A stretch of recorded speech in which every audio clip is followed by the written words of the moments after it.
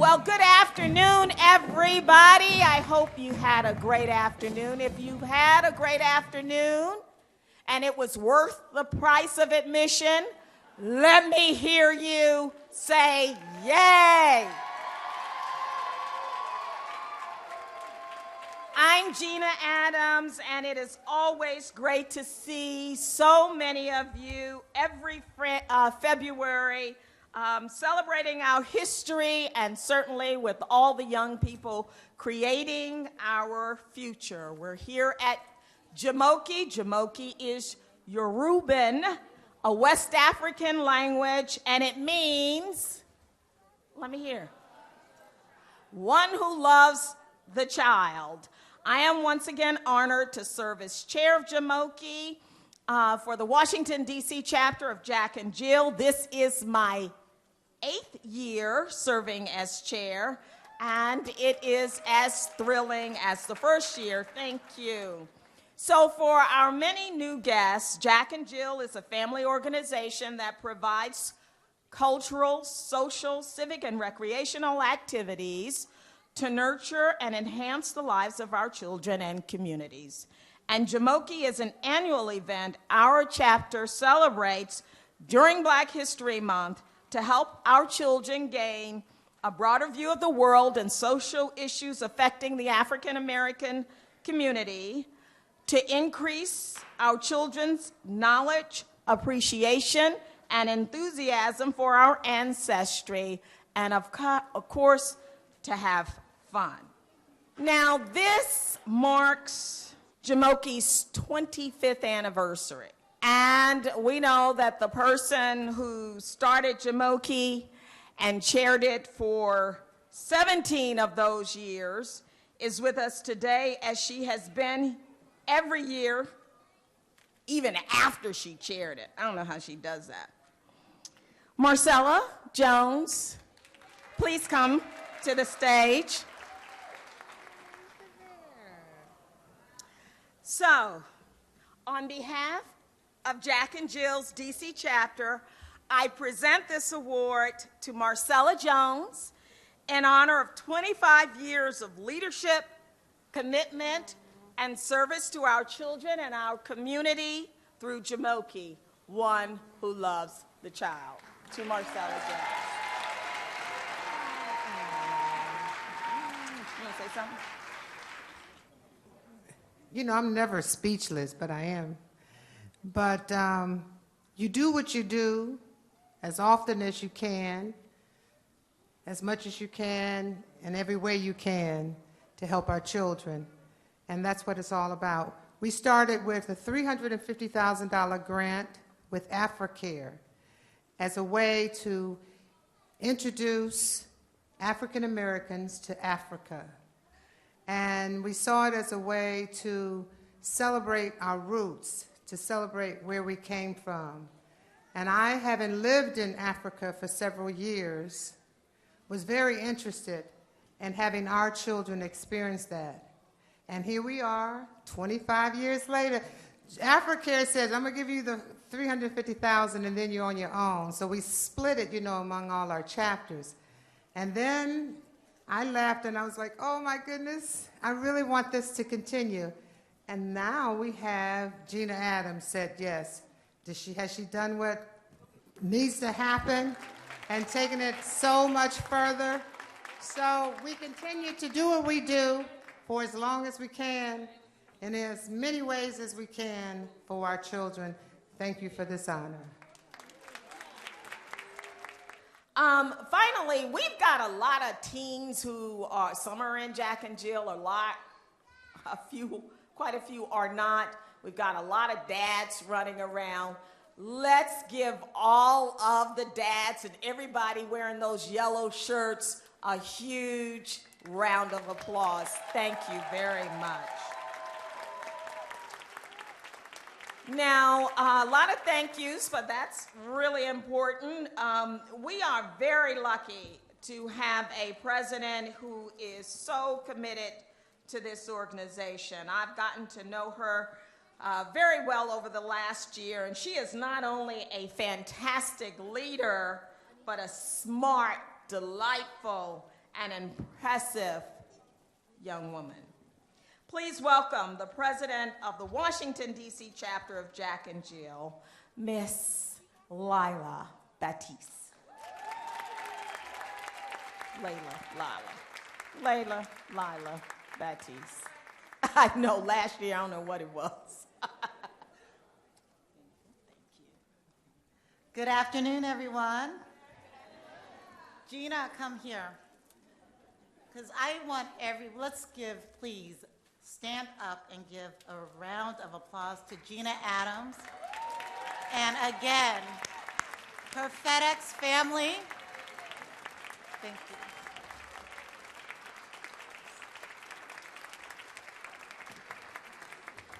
We are so appreciative of their commitment to Jumoke, our chapter's signature event. As Gina mentioned, she has served as the chair of Jumoke for the last 8 years.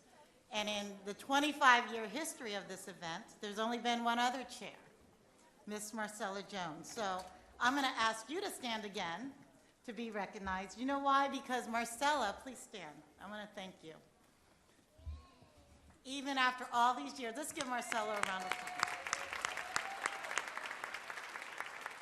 Marcella, even though she's been out of the chapter a while, she still continues to support this chapter.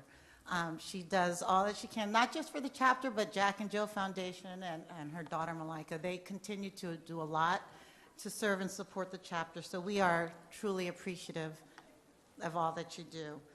Again, also our partner sponsors, we're thankful for their support. And I want to just say this, Jumoke is our signature event because it brings all of the best of our programming elements together. We celebrate our children and their leadership skills and development, their civic leadership skills and development through the various workshops that we have for the teens. For the second year in a row, we have the Group 5 and 6 oratorical contest. Are they here? Is Group 5 and 6? Are they here? Is the contest over? Is anybody here that participated in the oratorical contest? Okay, maybe they're still going on. But this is the second year they get cash prizes. The winners for that contest get cash prizes. Of course, we also have our health, social, and recreation component to Jumoke. And then finally, arts and culture. The second half of Jumoke, the show coming up, is dedicated all to the performing arts and culture. And we concentrate on that for the last part of the afternoon. So, speaking of the show, all the kids, can you tell me, are you guys ready for the show this afternoon? I can't hear you. Say it a little louder. Are you ready? Have you guys had a good time this afternoon?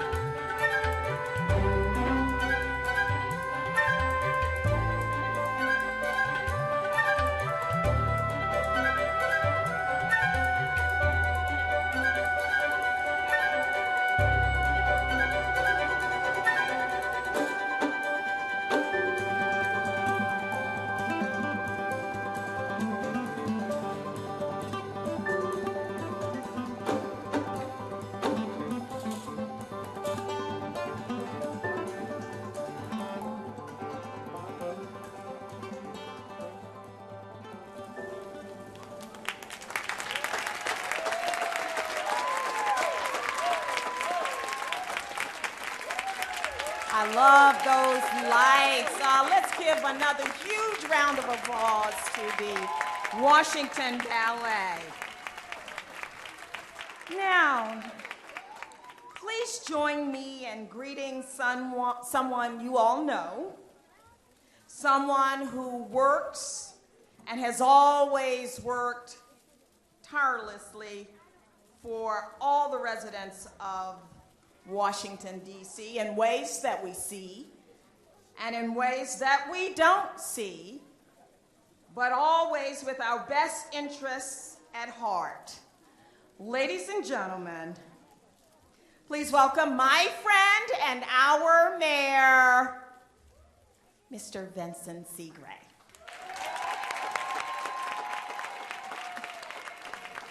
Thank you very much, and good afternoon, everybody. I want to thank you all for coming out to, I think this is the 25th anniversary of Jumoke, right? And I want to thank my dear friend, Gina Adams, who, you know, I was talking about you on the way down here, Gina. You're multi-talented. You are a brilliant leader, and you have a personality that is absolutely infectious. And that's why when I walk into anything that I know you are responsible for, the room will be filled, no matter how big the room is. How about a big hand for Gina Adams and the work she does at FedEx? I also know that Jack and Jill will be celebrating, I think next year, the 75th anniversary of an organization that we know has done so much for so many. What a commitment to children that Jack and Jill has had. I've been to many Jack and Jill events. My daughter is a part of Jack and Jill in another chapter. And so I know what has been done for children is absolutely extraordinary. And we all know what Jumoke means, right? One who loves the child, right?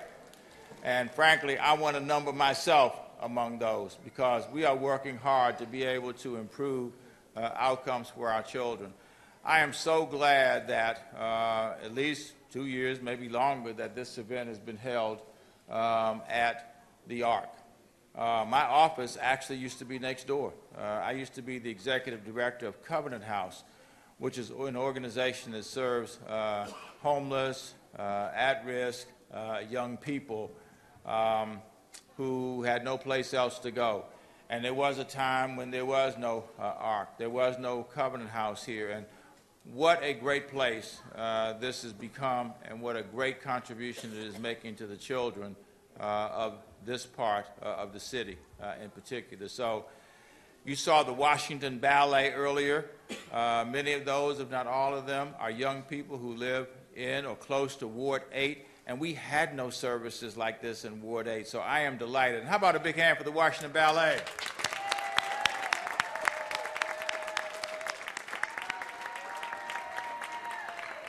You know, I think Gina took over the management of the leadership, I should say, not management, leadership of this event in 2006 from another good friend of mine, Marcella Jones, who helped to get it going. Back when it was at the Sumner School. And I can't think of a better place for it to be than where we are. You all saw the blue band earlier, right? Come on, y'all can do better than that for Ballou High School, man. Did you all know that Gina Adams is a graduate of Ballou High School? You should know that, right? Well, I'll tell you one thing, and she's been a great advocate for this. I am so proud that we are building a brand new Frank W. Ballou High School right here in Ward 8.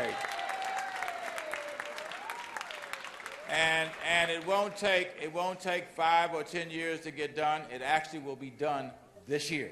And they will be moving into the new Ballou High School this year. And I think I can say, Gina, without reservation, it will be the finest high school in the District of Columbia. And what better place for it to be than right here in Ward 8? We have, I don't know, somewhere near 40% of the district's children now who live on the east end of the District of Columbia. By the way, I don't say east of the Anacostia River anymore. I don't say east of the river because as soon as you say that, and I live over here, by the way, just so you're clear. As soon as you say east of the river, people say, whoa, other side of the tracks. Well, we don't live on the other side of the tracks over here. We have a west end, right? Don't we have a west end in the city? Well, now we have an east end. We live on the east end of the District of Columbia because in being one city, we want to make sure that every one of our children, every one of our families has an opportunity to be all that they want to be as well. That is why we're working so hard to improve our schools in the city. And I don't know whether you all saw it or not, but our test scores that came out in November showed that, and we were considered a state for these purposes, which is nice. We need to keep working to be able to one day be a state. But we, yeah. We, the District of Columbia, among all the states, and that would be 51 if you include us, showed the greatest improvement of any state in America on those test scores. And that is a phenomenal accomplishment for us. The next month in December, we got scores that said because we're a city also, we had shown the greatest amount of improvement among big cities in America. We are going in the right direction, ladies and gentlemen, and we need to stay the course with education. There are people who have a variety of other ideas, but frankly, when people present ideas to me, my first question is, if you can show me why it's good for children, I will be happy to consider it. If it's not good for children, we're not going to do it. And one of the reasons why we have improved our outcomes for children is because of organizations like Jack and Jill, who work with families, who work with moms, who work with dads, who work with our children in a way that recognizes that they need to be able to engage fully in order to improve their educational outcomes. A couple of ideas I'll leave you with, and then I'll quit. One, we now have the most robust early childhood education program in America. We have 70% of our 3-year-olds who are in school. They go to school all day, every day. And we have 92% of our 4-year-olds who are in school all day, every day.